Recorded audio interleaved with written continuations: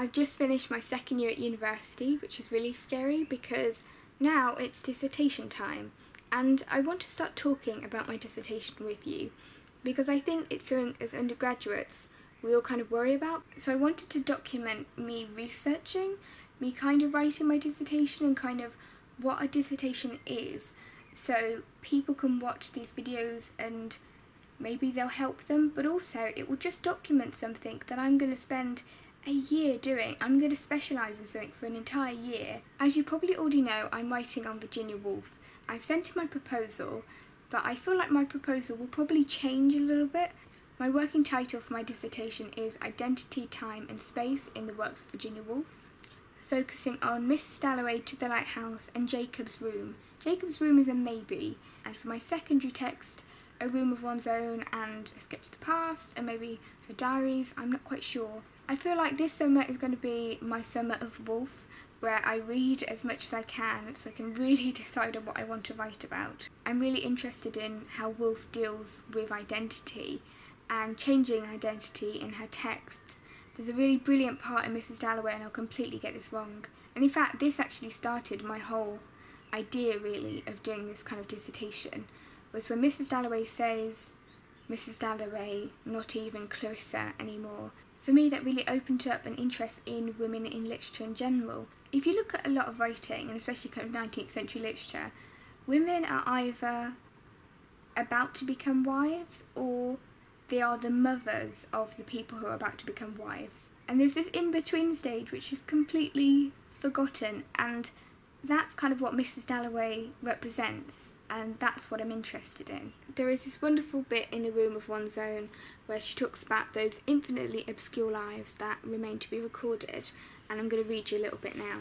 If one asked her what a life has meant to her, she would say that she remembered the streets lit for the Battle of Balaclava, or had heard the guns fire in Hyde Park for the birth of King Edward VII. And if one asked her, longing to pin down the moment with date and season, but what were you doing on the 5th of April 1868, or the 2nd of November 1875, she would look vague and say that she could remember nothing. For all the dinners are cooked, the plates and cups washed, the children sent to school and gone out into the world. Nothing remains of it all. All has vanished. No biography or history has a word to say about it, and the novels, without meaning to, inevitably lie. All these infinitely obscure lives remain to be recorded. That's what I want to look at. Then that idea of those lives that haven't been recorded led me on to looking at how Woolf uses domestic spaces throughout her novels. It kind of brought to light for me the relationship between the kind of female-dominated domestic sphere at that time and its relationship with the world and a society that was dominated by patriarchy, by men. The very end of Jacob's Room is my favourite, where Betty Flanders, the mother of Jacob, where she can only locate the war in a domestic setting. Again, far away she heard the dull sound as if nocturnal women were beating great carpets. There was Morty lost and Seabrook dead, her sons fighting for their country. But were the chickens safe? Was that someone moving downstairs? Rebecca with the toothache? No, the nocturnal women were beating great carpets. Her hens shifted slightly on their perches. That use of the domestic space in Jacob's Room led me on to how Woolf uses spaces in other contexts, and in particular the representations of private and public spaces. I'm interested in how characters in her novel show different sides of their identity, different sides of their character in different environments. For me, this is key to the character of Mr. Ramsay in To the Lighthouse, because when he's surrounded by people, he is very difficult. He's a really difficult character, and he's not likeable.